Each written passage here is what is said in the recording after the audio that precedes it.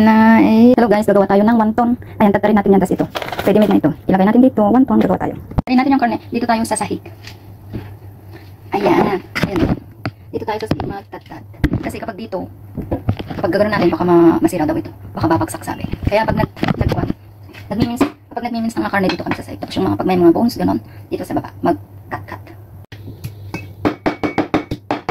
Ayan na nga, lagyan na natin ng pampalasa yung karne.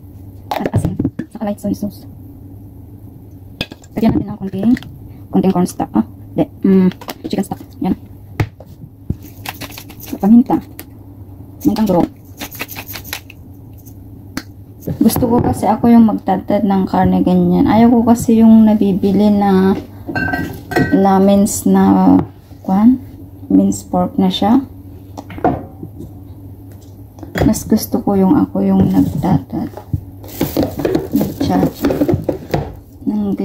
Tapos, garlic and ginger. Minutes na yan. Saka spring onion. Sarap sana kung mayroong parsley. Pero ang wala naman. Parsley. At ito na, imekos na natin yan. Ito pala, ito masarap na ilagay doon. I-mix. Itong peppercorn. Ipainit mo sa mantika. Mabango ito, mabango. Masarap. Mabango na amoy niya. Yan.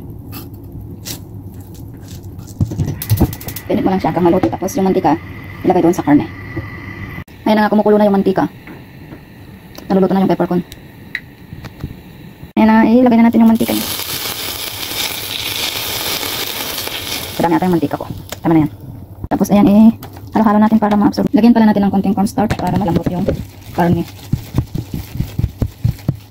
May tatlo na akong nagawa doon. Practice ba? Ganyan.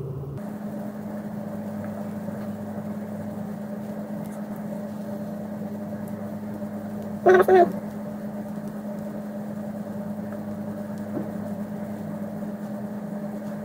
Ayan na siya. Pwede na. Pwede yung ganyan lang. Nakaganyan siya. Pwede mo rin siya ipaikot. Ganyan lang basta. Ganyan. Siya. Ayan siya.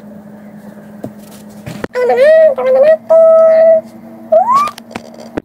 Ayan. 27 yan lahat.